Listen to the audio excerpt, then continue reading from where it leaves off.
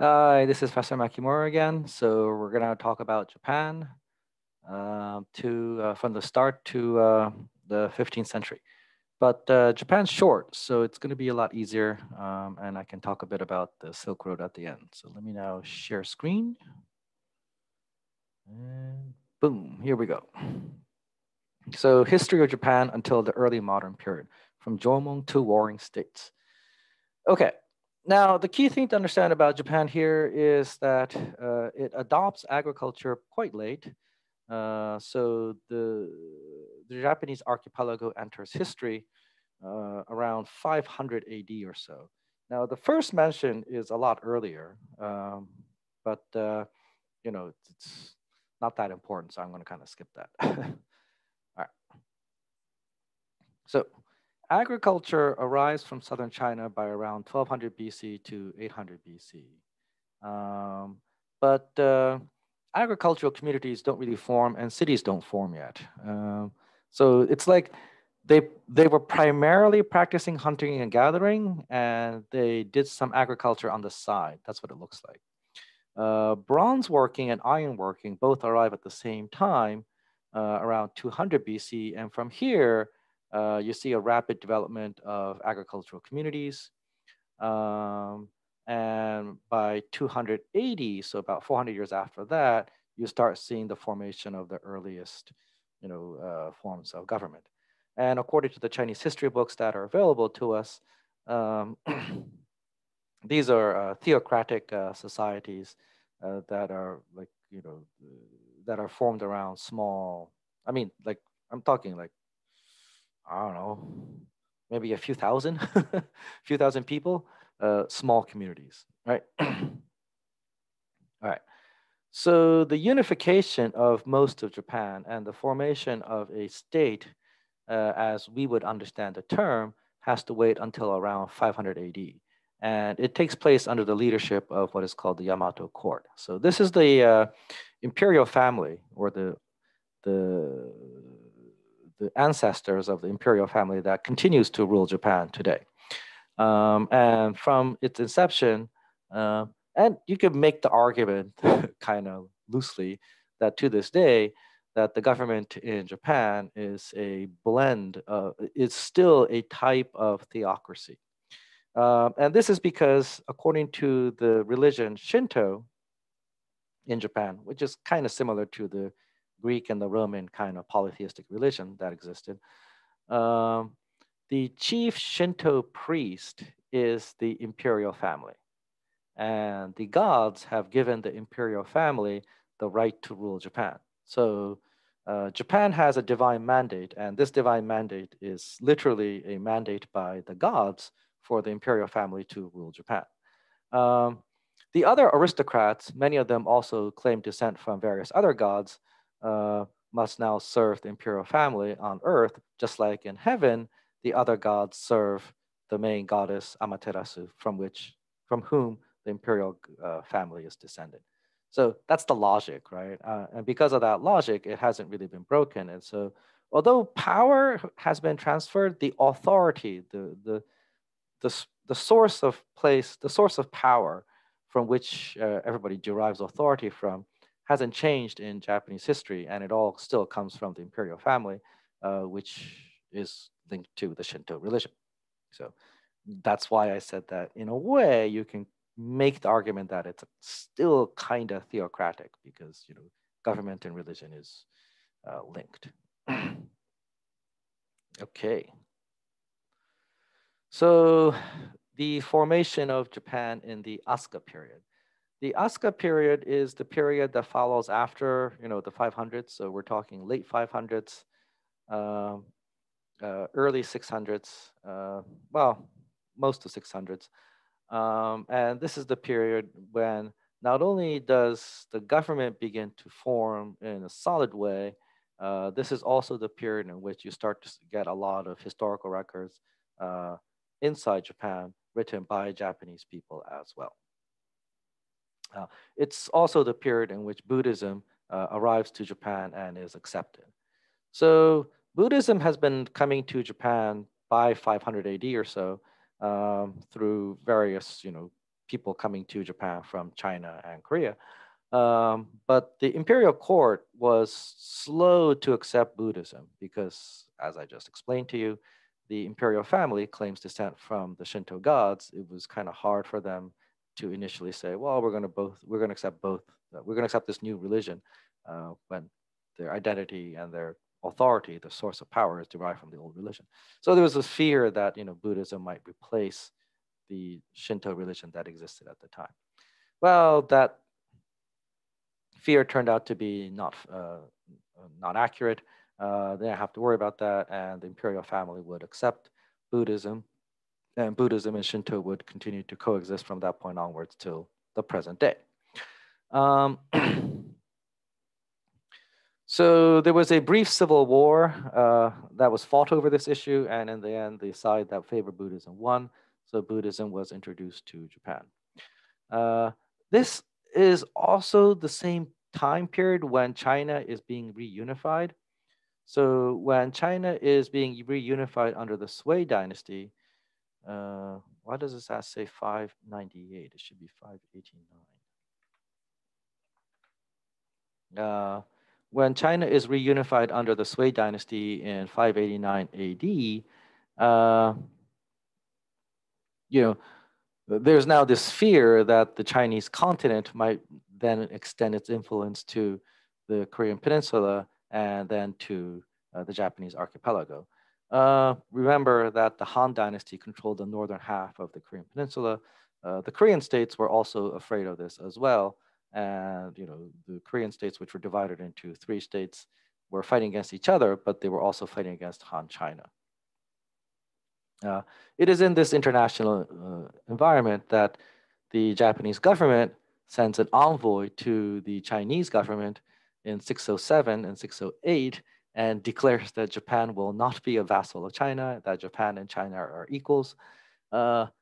And from China's perspective, it probably would just, they probably just laughed at that and said, that's insane. How can anybody be the equal of China? Which I could kind of see, right? Because at the time, right, I mean, China's this massive, massive country, and Japan's this small country to the side.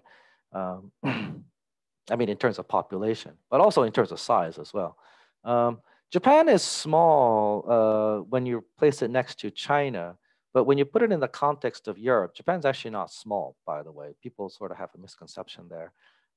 Japan's small compared to the United States, obviously. But for example, France, which is a major country in Europe, has a population of 60 million people. Britain, which is also a major country in Europe, also has a population of roughly 60 million people.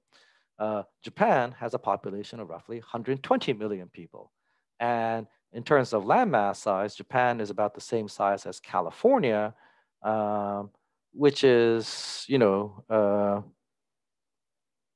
think almost as large as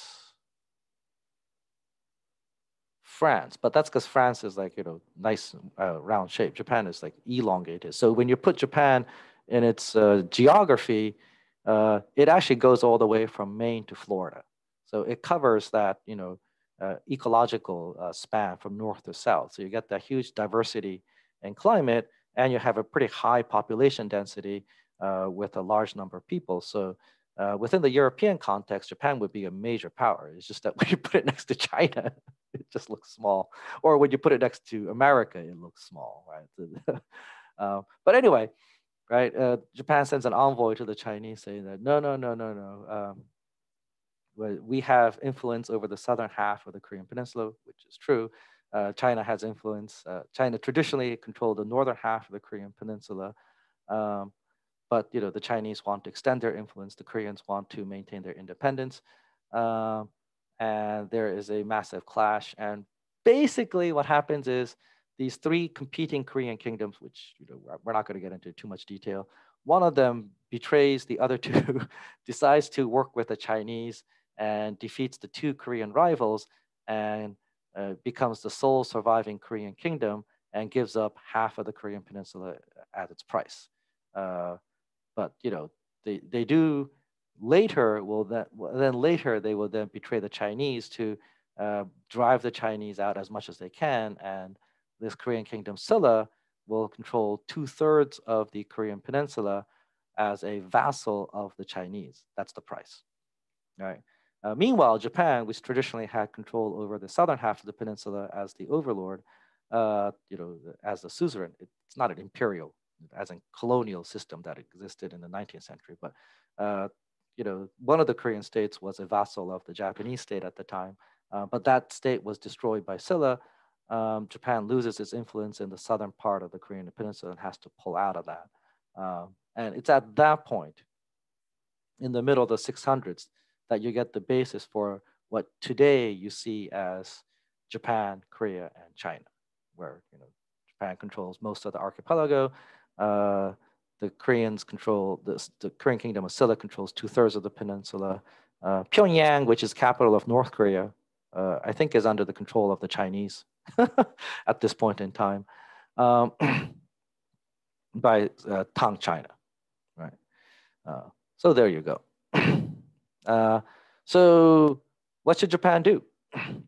Right, their international situation is changing dramatically. The Chinese are very strong. They're expansionistic. The answer is to copy the Chinese system and transform Japan so that it can rival the Chinese, not just in words, but in deeds as well. So in 645, a coup d'etat is launched. A Japanese imperial prince manages to kill off a very powerful aristocratic family. And then that imperial prince will later become the new emperor. And under his leadership, they implement what is called the Taika reforms, literally the Great Change reforms. And they model Japan after Tang China. So the model here, which you don't need to know in too much detail, but I will explain. But the model here is composed of 3 interlocking parts. One is the census. The government holds a census every 6 years or every 12 years, right? I think in Japan's case, they hold it every 12 years. And once they know who lives where, then what you can do with that information is you can have taxes, right? And not only can you have taxes, you can also reapportion land. So the land is technically declared to be public property. It is under the control of the government. And every 12 years, the land is redivided and given out to every family in the country. So if you have a family of 4, right, mom and dad and 2 kids, in year, I don't know, 645, right? And then 12 years later in 657, let's say dad dies, mom is survived, but of the 2 kids, one of them got married and left the house. So now instead of a 4-person household, you now have a 2-person household of mom and the younger son. Okay. So now that you have a 2-person household instead of a 4-person household, the government then takes away some land from you and then says, you now own half the land as before, you till that land and you pay taxes out of that. But here's the good news.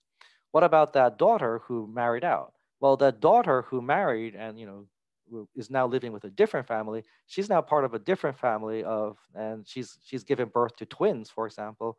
So over there, she's married to her husband. Her husband's father is alive, so you have grandfather, husband, wife, and 2 kids. So you now have a family of 5 over there. The family of 5 will get land that is proportional to 5 people and get extra land. And then from that land, they will pay taxes. So the Chinese Tang system was to have a census to see how many people lived in your country. And then based on that census and based on where people lived and with the number of people in each family, you reapportion the land so that the land is used, equitably by everybody in the country. Not only that, now that you know who lives where, you also know who are the men. And so from each village or each city or each town, you can actually do a militia. You can say you have this many people in this village, you have this many people in this town, you have this many people in this city. So this village now needs to produce 2 soldiers in times of crisis. This town needs to produce, 5 soldiers in times of crisis, 1 soldier in times of peace, and this city here needs to produce, etc. And you have a militia. that the government can control and the government can, draft at any moment. That was the source of Tang China's power, right? The census, and then along with it, a effective way to till the land and collect taxes from it, and finally to have a government-run army out of that. And Japan will copy that model. Silla Korea will also copy that model as well. This Tang Dynasty model of how to run governments becomes the basis for how to run governments in most of East Asia. Okay, a little bit after that, in 689, this is when the title emperor and the name Japan is selected. The Chinese emperor calls himself Huangdi, the divine lord. In Japan, the emperor could not call himself Huangdi. He didn't want to copy the Chinese. And also because the Japanese emperor has claims descent from, the chief goddess of the Shinto pantheon, they chose a different title, which is Tenno, which literally means heavenly god. Right? And for Japan, they chose the name Nippon or Nihon, which literally means Nich or Ni literally means sun, and Hon, or in this pronunciation, Pon, but Hon literally means base. It can also mean book, but in this case, it means base. So it's the base of the sun, meaning literally the land of the rising sun. And that's the birth of Japan. These envoys to China are sent periodically from 607, 608 onwards, and it lasts until 894. And there's a total of 19 missions, of which 3 missions were canceled. The last one is canceled, and it was scheduled to go sometime in the 900s, but it never actually leaves. So what do these special envoys do? Well, it's one, a diplomatic mission to, greet the Chinese emperor and say hi and everything like that. Now, the Chinese accept this as a tributary mission. So when the Japanese say, hi, we've got some gifts for you, the Chinese always return gifts in large numbers. But the Japanese government never sent these as tribute missions, so they never accepted these as tribute missions. And the imperial government, probably, I imagine, told the officers who went on these missions to not bring back gifts. Because if they bring back gifts from China, then they will acknowledge that, this is a tributary relationship, and therefore that Japan is bowing down to the Chinese. And it won't maintain that, equal status between China and Japan, diplomatically anyway. So interestingly, what they did was the government officials from the Japanese would bring gifts to the Chinese government. The Chinese emperor would greet them. Then the Chinese would give gifts much larger in return, because he thinks that the Chinese emperor thinks that this is a tribute mission. The Japanese mission gets all these gifts. They can't bring this back, because if they bring it back, it would be a diplomatic disaster. So what they do is they sell it. They go to the market in the capital of China, Chang'an, Tang China. They sell everything. They convert it to money. And then with that money, they buy books. And they bring back these books to Japan. Which is very interesting, right? Because it kind of shows you how Japan was bringing back knowledge from the outside world from quite early on, from as soon as they make official contact with China in the 600s AD. And this idea of learning from the outside world will continue to be, a major factor in how Japan responds to the outside world throughout its history, all the way to, the 19th century. That the 19th century is the last time when you have this massive push to go out, to send people out of Japan and bring knowledge from the rest of the world back to Japan. Okay. Believe it or not, the first permanent city is founded in 710. So before this, you actually had cities in Japan, but they weren't permanent cities. So the emperor would reside in the capital and it would function as a capital. But when the emperor died, there would be this thing called ritual pollution. So ritual pollution is the idea in the Shinto religion in which things like blood and death causes ickiness. And because it's icky, you have to cleanse it. Now, if the source of ickiness is small, you could just do some ritual cleansing and it will be clean. But if the source of ickiness is big, you have to do a lot of cleansing. And if the source is big enough, you can't cleanse it at all. So think about it this way. Like when you pick your nose, which is pretty icky, right? I mean, you might just want to like, wash your hand a little bit, with water or something, and then you're done, right? But when you go to the bathroom and take a dump, you wash your hand with soap because it's really icky.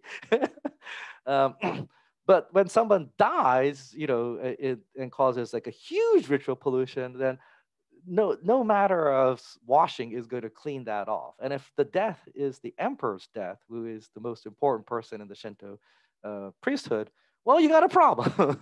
And so the entire land is abandoned and they rebuild a new city. In 710, they finally stopped with that practice and built the first permanent city in this place called Nara. And at the time, they called it the Heijō-kyo. Today, Nara is a small provincial town. It's a city, it's a small provincial city. But this was the first permanent city that was created in Japan. My suspicion is what happened is that the Buddhist priesthood finally managed to convince the imperial government that the Buddhist rituals are good enough to cleanse the ritual pollution that's caused by important people dying, so we don't need to move anymore. And so along with the creation of Nara, which is, whoa, what's happening here? Sorry, my computer is doing some weird things. Oh, okay, good. So with the creation of the city of Nara, the imperial government will very shortly thereafter embark on the creation of a national temple network. So each province in the country will have a provincial temple, and the capital Nara will have the Grand National Temple. And the great Buddha statue of Nara is built. So Todaiji, with the great Buddha that you sometimes see in these pamphlets when you travel to Japan, is built in Nara in this period in the 700s. And when people go to China and come back and they hear about what all the Chinese have done, they go, oh, well, they have all these history books as well, and they do this thing called history. We got to do that too. And the Japanese also start writing their own history and stuff like that. But here's the interesting thing. All the writing is done in classical Chinese. So Nihon Shoki, for example, is written in classical Chinese. But the Japanese language is actually not related at all to the Chinese language. They're different linguistic families. So it's a problem. How should you transcribe the Japanese language with Chinese characters? And the solution was to use Chinese characters to represent sounds and use that to write down Japanese. But then some Chinese characters, will be used to describe meaning, and this becomes the basis for the creation of Japanese. So some of those Chinese characters which are used to represent sounds will be simplified later on, and they will become hiragana, and then later katakana. So hiragana and katakana are syllabic symbols that represent sounds, and they're combined with Chinese characters which are supposed to be preserved so that you read it for its meaning, not its sound. The creation of the kana will happen, about 300 years after this. It'll take that long for that to happen, but that will be the case. So Japan will create its own writing form around 1000 AD. And among countries in the eastern part of Asia, Japan is actually one of the earlier countries to come up with their own writing for that. If I'm not mistaken, the Koreans do theirs with Hangul. I want to say the 1400s, but it could be the 1500s. I want to say the 1400s, but it could be the 1500s. And the Mongols come up with their own writing system in the with Kublai Khan. And so that's like in the 1200s. And the Manchus come up with their own writing system in the 1600s. So, you know, I mean, compared to that, Japan's the earliest, right, among them. Okay. So I talked everything about in words here, but here's a map that shows you that transition. So here you have Japan controlling, you know, the Yamato court controlling most of the archipelago down here. This is Sui China, and this is the Korean Peninsula divided into 3 Korean kingdoms. The top is Koguryo, over here is Silla, this one here is Baekje. Baekje was traditionally a vassal of Japan.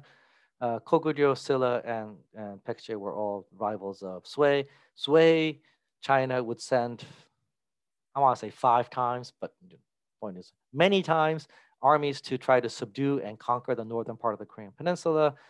They would be defeated each time, most of the time by Koguryo, and that's ultimately one of the reasons why the Sui dynasty will fall.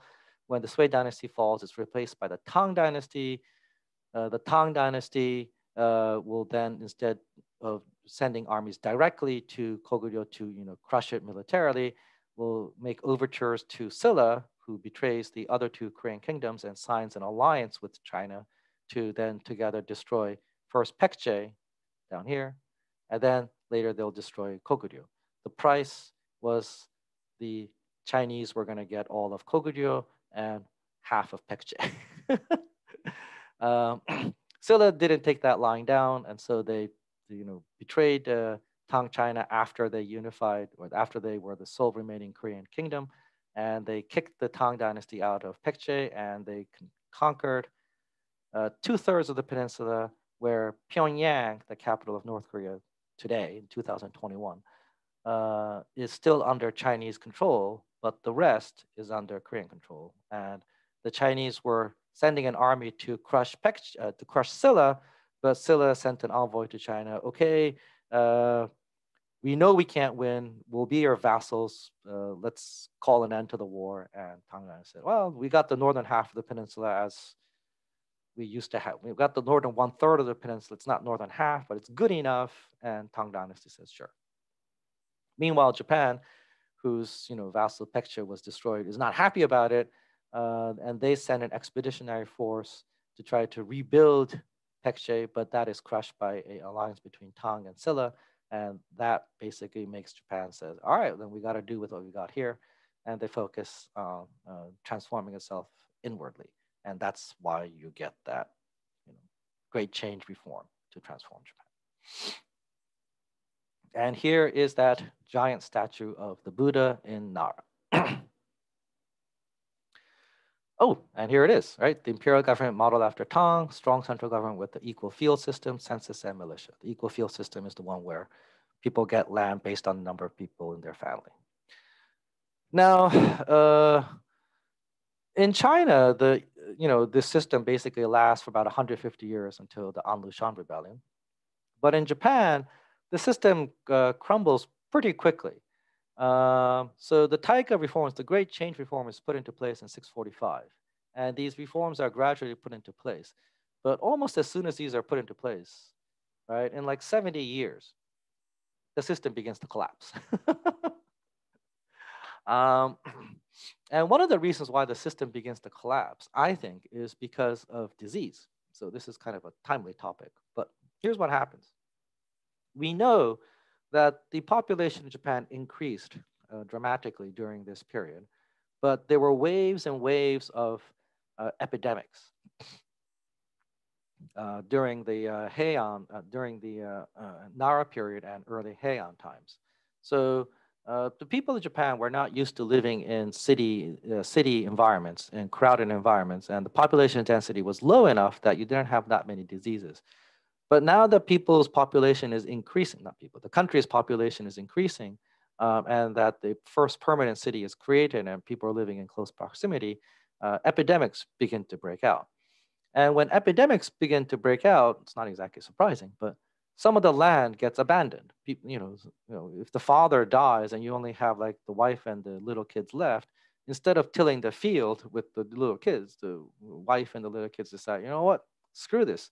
and she takes her family and goes to her, father's home or her relative's home nearby, or she will go to the big city to see if there is a different way to survive in the big city. And the land in the countryside is abandoned, essentially. So as more and more land in the countryside is abandoned, the government decides that, you know what, one way to deal with this is just to allow uh, private land ownership again.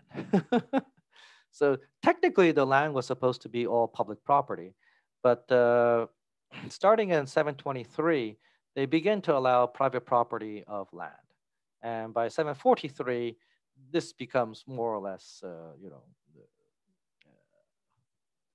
default. Not default, but so initially they really begrudgingly they say, that we only will allow private property for one generation. But by 743, they go, yeah, all right, we're just going to allow private property, and people can hold on to private property and pass it down to their children. Now, when you allow private property, who's going to like take over these abandoned fields? Is it going to be poor people, or is it going to be rich aristocrats, or temples that have the ability to, command, followers to till the fields? And the answer is, of course, aristocrats and temples.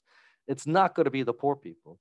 And so what happens is you start to see a accumulation of private property in the hands of the aristocrats once again, and the power of the aristocracy returns, and the temples that were built across Japan basically use, a lot of people who become monks and as such, have extra hand laying about. They use these people to till extra fields as well. And as these people gain more influence, eventually what they allow, not what they pass is they convince the government to pass a law that says government agents cannot tax private property, and government agents are not even allowed inside private property. Um, so they can't inspect the private land and they can't tax the private land, and all the income from that private land goes straight to that landholder. And now you can see how the central government begins to weaken and how the aristocrats begin to rise. And as you see this, right, middle class people begin to latch onto this and say, well, then why the hell are we having?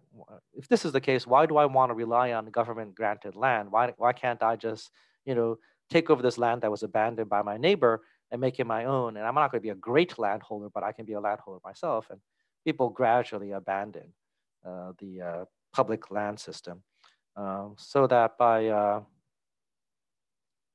like 900, by like 200 years after this, after the start of the Nara period, by like 900, about half the land in Japan is in the hands of private property. And the land that was originally 100% public is like only 50% public. And the government income therefore shrinks dramatically, right? Because the government can't collect taxes from private land anymore, which leads to the weakening of government power. Okay. Before the aristocrats gained power, what happened is that the Buddhist priesthood gained more power more quickly. And to avoid the influence of the Buddhist priesthood, who had built a lot of temples in the city of Nara, the emperor at the time, Emperor, dang it, Emperor Kammu, that's right. Emperor Kammu decided to move the capital, and he left the city of Kyoto and built a new city that will later be called Kyoto. Initially, the city was called Heian-kyo, but he builds the city of Kyoto in 794, and that becomes the new capital. And legally, Kyoto was the capital of Japan from 794 all the way to 1868, for over 1,000 years. Now, from 794 to 1192, Kyoto would be dominated initially by the imperial family, who moved the government there, and then by the aristocrats, who had gained power because they now have private property and they have all this money coming in from private property that's not taxed. And then later, the imperial family once again, because the imperial family realizes, hey, instead of relying on government income to run the government, why don't we, as private family, as the imperial family, as a private family, own land too? And so the imperial family now begins to collect private estates as well. And so the imperial family now, being the head of the government, has control over taxes, but they also have private income from their own private land holdings. And they once again become the dominant players in the Japanese political scene until finally the infighting among the imperial family and the Highland aristocrats lead to a crisis, and the samurai eventually come over and take over.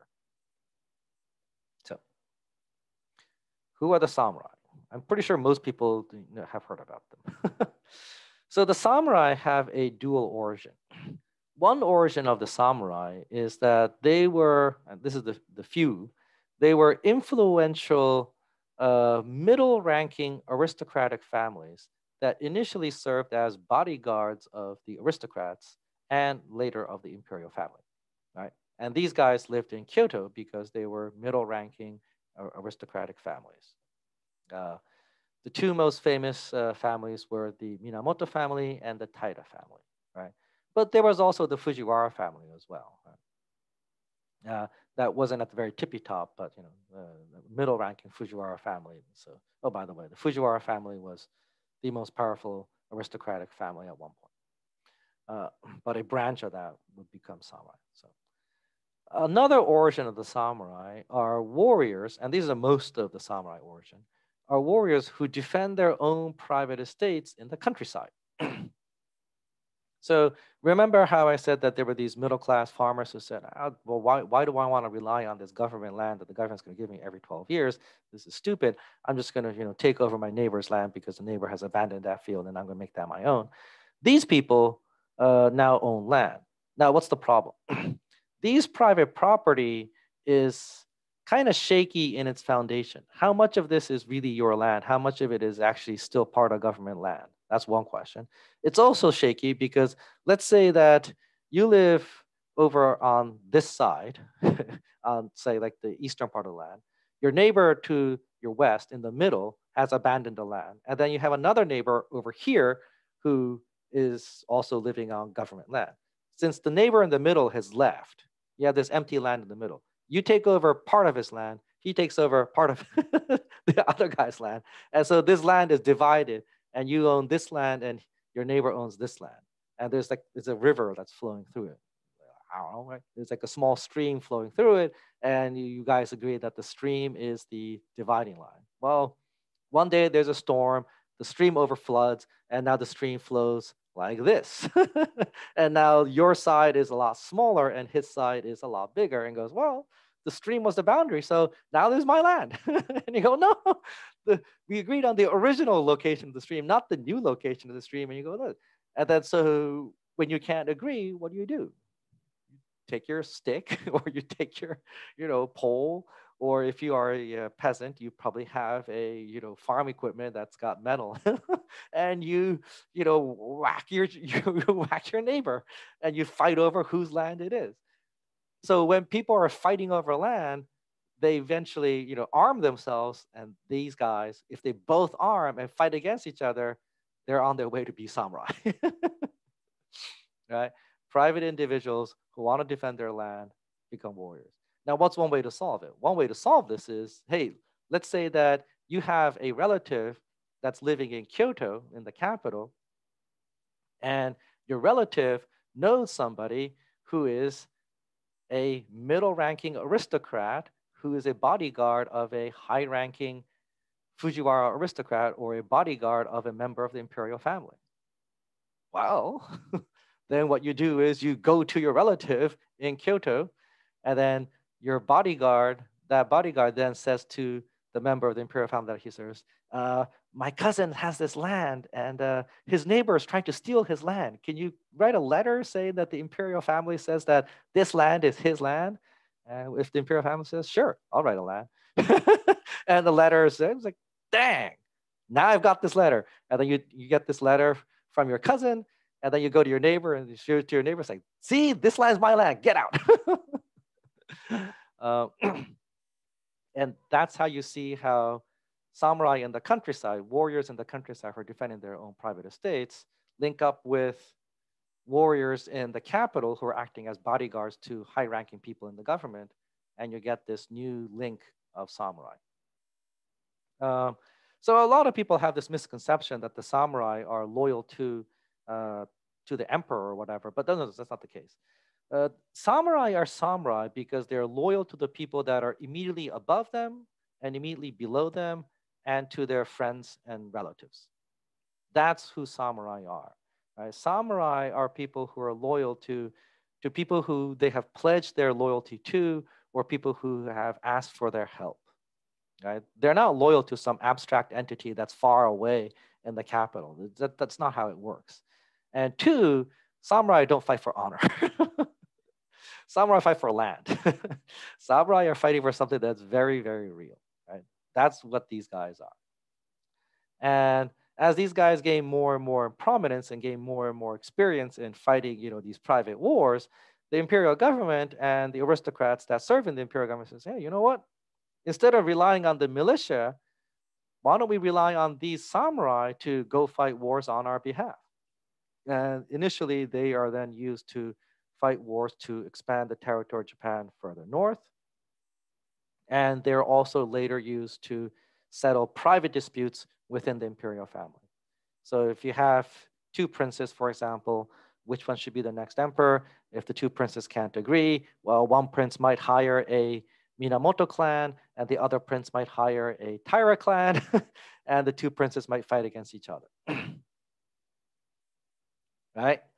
So when the samurai fight against each other for their, for the people who hire them, the aristocrats or the imperial family, at a certain point they realize, hey, why the heck are we obeying the words of these guys? We are the soldiers. We have the military might. And the Taira clan, Taira clan is the first one to realize that, and was, well, this is stupid. And they decided to just take over the government directly. And like the Fujiwara clan, they decide to intermarry with the imperial family, and they rise within the ranks of the imperial government and control the government of Japan that way. Now, when the Taira clan does that, because they are intermingling with the imperial family and with the other aristocrats at the capital, the Taira clan leaders become less and less like warriors and become more and more like court aristocrats. They become more interested in things like art and poetry, art, poetry, clothes, all that kind of stuff, and music, right? And the samurai are like, what about us? What happened to the bow and the arrow? What happened to riding horses? Why are you not interested in those things? And why aren't you taking care of us? And so when all these unhappy samurai then turn to the Minamoto clan, and so you get one battle between the Minamoto clan and the Taira clan that lasts over 10 years to see who would be the supreme, who would be the leading samurai clan of Japan. And in 1192, the result is decided. The Minamoto clan wins. Minamoto Yoritomo, the first shogun, basically sets up his government in Kamakura in eastern Japan, far away from Kyoto in western Japan. So Kyoto is here, and Kamakura is over here. Right, that's far. So he sets up his government far away from Kyoto, and saying, this is going to be a government by the samurai, for the samurai, of the samurai. Right? We're not going to listen to the court aristocrats. We're not going to listen to the imperial family as much. We're going to try and settle everything by ourselves. Now, because his power base was in the east, initially, Minamoto Yoritomo's government is primarily governing eastern Japan and northeastern Japan, this area here. This area here, ironically, that this area here, the same area as down here. Ooh, where did that move? This area here that wasn't conquered will be conquered, and it is held by a distant relative of the Fujiwara family that became a samurai clan. So Yoritomo then defeats the Taira clan. Yoritomo then defeats the Fujiwara clan in northern Japan, and controls the eastern part of the country as shogun. And the title shogun initially that he has is the right general of the guards, and then later he is appointed as Sei Taishogun, or general in charge of subduing the barbarians. But notice that they both include the word shogun. And from this point onwards, the title shogun basically means the leader of all the samurai. And as the leader of all the samurai, he's going to run the government on behalf of the samurai. Now, central Japan and western Japan is still under the control of the imperial government, but after Yoritomo dies, so 1192, Yoritomo dies. Sorry, not 1199, sorry. 1199, Yoritomo dies. After Yoritomo dies, the imperial government goes, those guys in Kamakura don't know what they're doing. They're in disarray. It's now our chance to reestablish the imperial government throughout the country.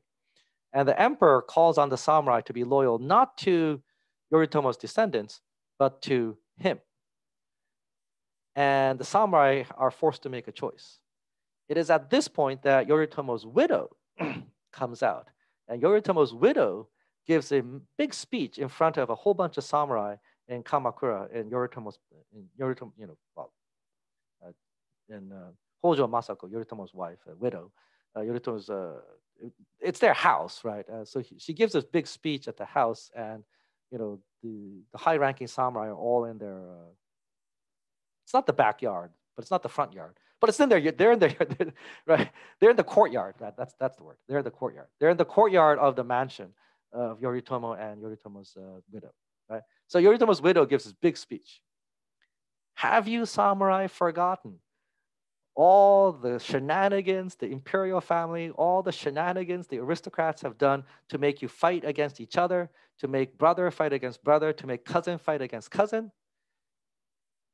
Do you still remember all that my late husband has done for you? If you still remember all that, fight for us. Fight for Kamakura, don't fight for Kyoto. And with that speech, those samurai decide not to fight for the emperor and instead fight for Yoritomo's descendants.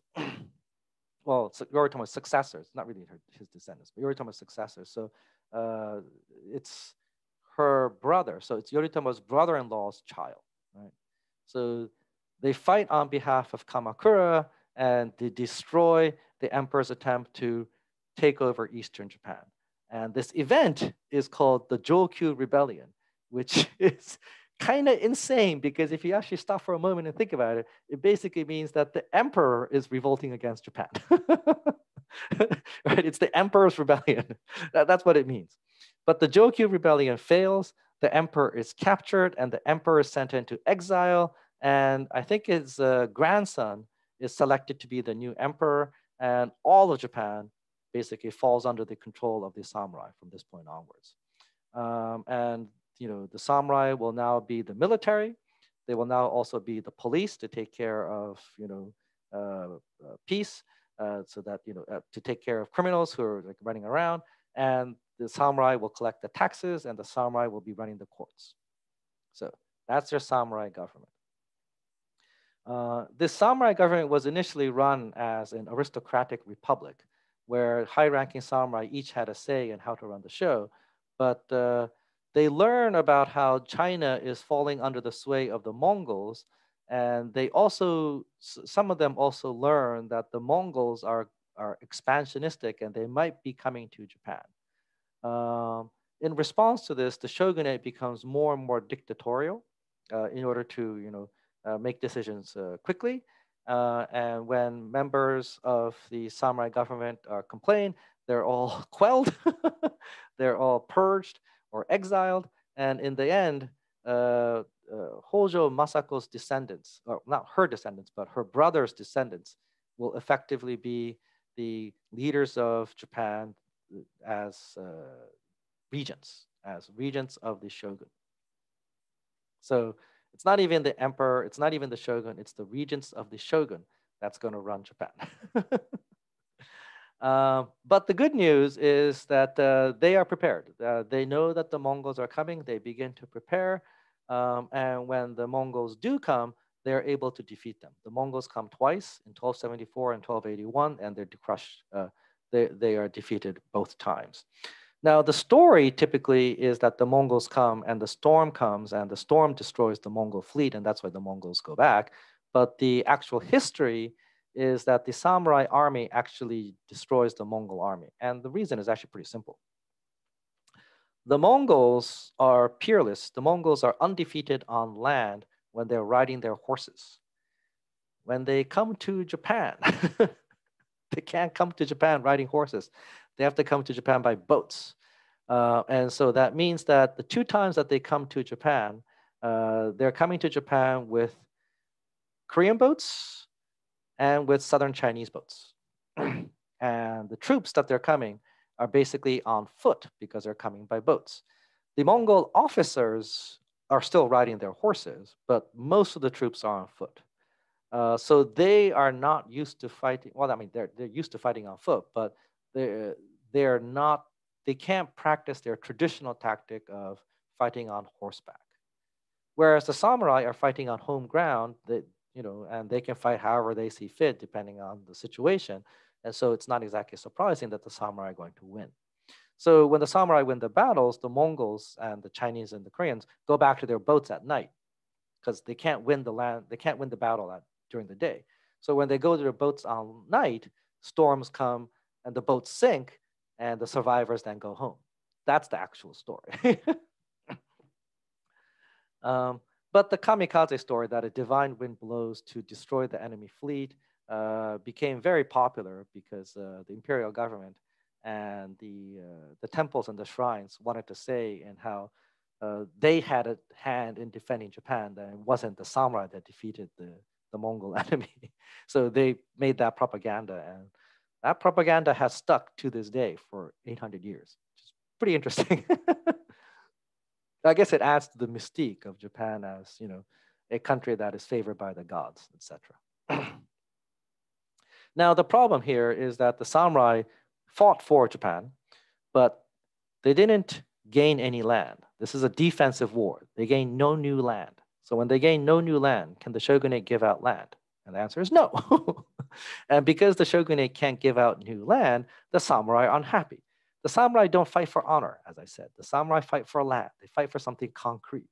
And when they can't get their land, they can't get their prizes, they begin to revolt. And as they get unhappy and as some begin to prepare for rebellion, the Hojo regents, Hojo Masako's, brothers, descendants, they begin to amass land and to, crush potential rebels. So land that should be given out to the people who fought in the war isn't given out to them. And people who grumble a little bit, they're accused of traitors. They're accused of being traitors. Their land is confiscated and it's taken over by the family of the regent. And this adds to anger even more. And so it's not exactly surprising that after 50 years of this, in 1333, a massive, massive rebellion breaks out throughout Japan, both east and west. And the Kamakura shogunate is destroyed. Now, when the Kamakura shogunate is destroyed, there is actually an attempt to recreate an imperial government in 1333. So Emperor Go-Daigo tries to recreate the imperial government in 1333 with the help of the samurai, but his government is going to be run with the aristocrats and the imperial family in the charge, and with samurai, only taking a side role. The samurai are not happy with that, so they revolt once again. And in 1336, that imperial government fails, and the Muromachi shogunate is established. The Muromachi shogunate is established by the Ashikaga family. So this shogunate, government of the shogun, is sometimes called the Ashikaga shogunate. And that takes us to 1336, right? The Ashikaga shogunate will last until 1573. So politically, this story takes us all the way to the period that we need to for the early modern period. Now, the Muromachi shogunate starts off relatively weak. And the reason why it starts off relatively weak is because Ashikaga Takauji was a very generous samurai. He was a very generous leader. So whenever samurai chose to help him out, he basically just gave out land left and right. I mean, this was the reason why Emperor Go-Daigo couldn't hold on to power, because he didn't give out land to the samurai. He gave out land and favors to members of the imperial family and to the aristocrats. But Ashikaga Takaoji gave too much land away. So when he established the shogunate, the shogunal family did not control much land. And because the shogunal family did not control much land, the central government uh, had a really hard time, imposing its will onto the samurai in the countryside, who now had their land both in reality and on paper, right, with these paper certificates saying that this is their land. So what do? The solution was trade. The third Ashikaga shogun, Ashikaga Yoshimitsu, was the one who started it. But he basically said that, as shogun, I'm technically appointed by the Emperor of Japan, although I pretty much do whatever heck I want to do. But I am technically appointed by the Emperor of Japan, and I'm technically the vassal. So why can't I also be the vassal of the Emperor of China? And he writes a letter to the Emperor of China, the Ming emperors, saying that, hey, I'm willing to be your vassal. Let's trade. Let's do official trade. We'll bring you some gifts. We'll bring you some tributes. And the Ming emperor is like, okay. And so trade begins between Japan and China, and the shogunate initially gains all the income and the wealth from this trade. Now, we actually have historical records of the merchants that went back and forth between Japan and China and the amount of money that they earned. And here's some numbers that we got. So some of the goods that you sell from Japan to China are things like, as I said earlier, gold, silver, copper, sulfur, stuff like that. I think in this one, if I remember correctly, it was like sulfur or copper or something like that. But you take that and you buy, I don't know, like $1,000 worth of this stuff, and you sell it in China. You put it on a boat and you sell it in China. When you sell it in China, you get $4,000 worth of stuff. Right? It goes up by 4. So then with that $4,000, you buy Chinese silk, and then you bring that Chinese silk back to Japan, right? Because you're trading back and forth. When you sell that silk in Japan, that silk is worth 10 times in Japan. So that $4,000 jumps to $40,000.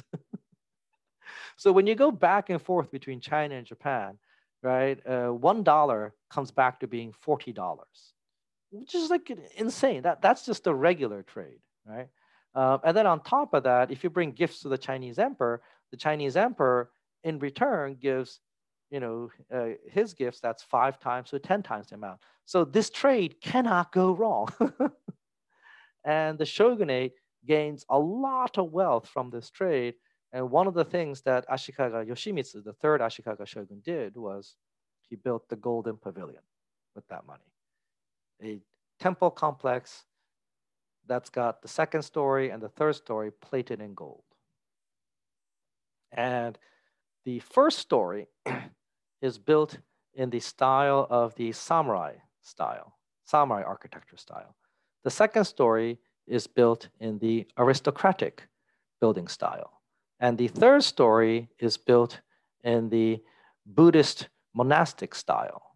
And on the top is a phoenix. It's not a dragon, it's a phoenix. So the phoenix represents Ashikaga Yoshimitsu, and he's saying, I am at the top of the Buddhists, the aristocrats, and the samurai of Japan. That's what this temple means. All right. What happens is that there is a succession issue among the samurai, among the shogunal family as well. This happens in the time of the 8th shogun. So the 8th shogun, Ashikaga Yoshimasa, didn't have a son for a long time. So he promised the shogunship to his younger brother. But then his wife gave birth to a son. So now a succession struggle is going to break out between Ashikaga Yoshimasa's younger brother and his son, who's going to be the next shogun. Other samurai families are going to get involved in this succession struggle, and all of Japan is going to fall into chaos starting in 1467. This is the Onin Rebellion, or the Onin War. From 1467 to 1477, all of Japan is divided in two. And for 10 long years, there's a civil war that rips the country apart. And when the civil war is finally over, the Muromachi shoguns have lost all control over the country. And the country is now in what is called the Warring States period. And that takes us to the early modern period for Japan. So for Japan, I was able to go a little bit more in detail because we're not doing too much history. We're only doing from 500 to 1500, 1,000 years of history. I do want to talk a little bit now about Japan's periphery and about the Silk Road and how Japan is at the eastern end of it. So Japan's periphery in the south is Okinawa, and in the north is Hokkaido. So in the south emerges the Ryukyu Kingdom. Okinawa, this main island here, had three major kingdoms fighting against each other.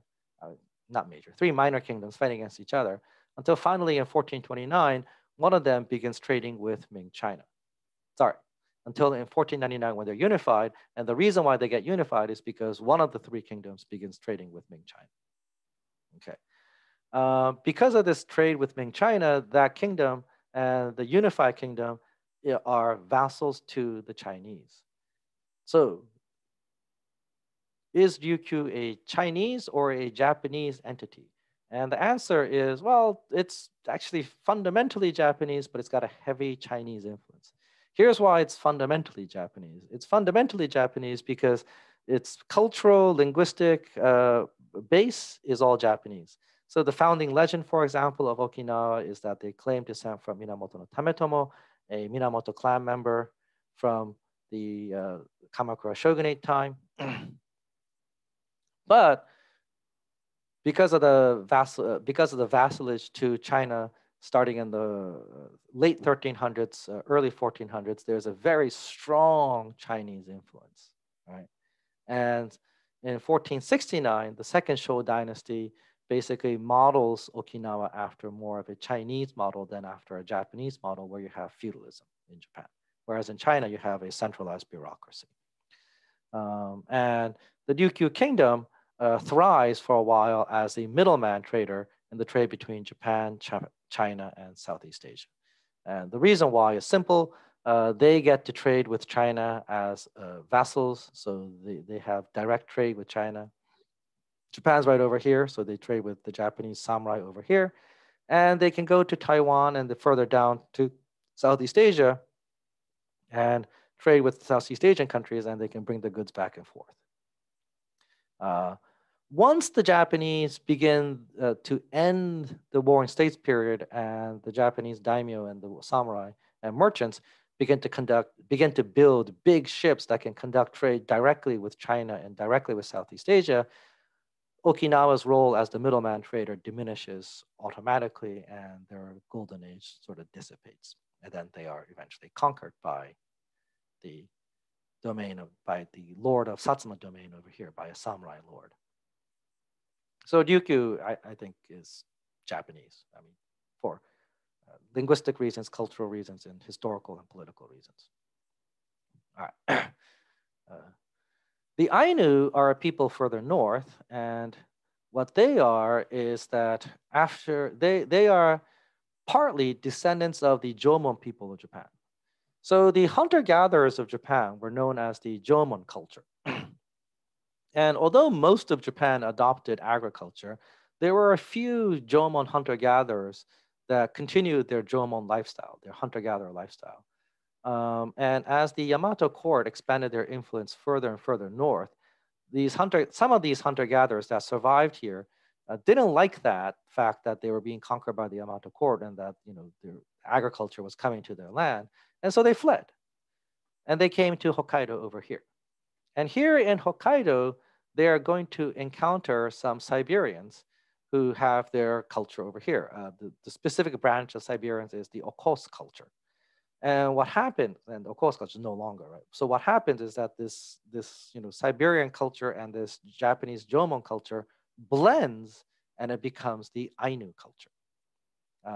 Now, I have harder time giving definitive answers to who the Ainu are and what they were doing, because the Ainu don't have writing, unlike Okinawa. Okinawa, keeps record in classical Chinese, but they also can write in Japanese kana, and using Japanese kana, they can write in their own dialect. So we have records in Okinawa and Ryukyu, but we don't have records with the Ainu because everything was oral. They have nothing that's written down. But the Ainu culture is a culture that spanned a very large region from here to the Kuril Islands here and Sakhalin Island here. So it's these two big islands and this island chain here. So it's a big thing. Now, the reason why the Japanese agriculturalists did not go there is quite simple. You can't do rice agriculture there. You can probably do potato. I mean, you can do potato. I know you can do potato. You probably can also do wheat. I know Hokkaido can do wheat, but even further north, you might be able to do a little bit of wheat, but you can't do rice agriculture. And because you can't do rice agriculture, the agriculturalists never made it there. It's only in the 1400s that the southern tip of Hokkaido got colonized by Japanese people. And they're not doing agriculture here. What they're doing is there's a Japanese colony here that conducts trade with various Ainu groups here, right? So there are various Ainu groups in Hokkaido, and they conduct trade. The Ainu conduct trade with the Siberians, the Manchus, and later the Manchus. And basically what they do is they sell, dried fish, dried meat, dried meats and dried fish, and they buy iron tools and cloth. To buy iron tools and cloth, right? It's the Ainu lifestyle. So hunter-gatherer lifestyle in the Japanese archipelago remained all the way to the 19th century. It's kind of like how the hunter-gatherer lifestyle remained in the United States because of the American Indians until the 19th century as well. Okay, so here's the end here, the Silk Road. Notice here that the main trunk line of the Silk Road is here from, the Middle East to central China here, or Western China here, down here. Basically, if you go from here to here, that used to be the capital. That used to be the capital. China had their capitals moved back and forth between these two until the Sung Dynasty. So Han Dynasty and Tang Dynasty had these two places as their capital. And up to here is fully China.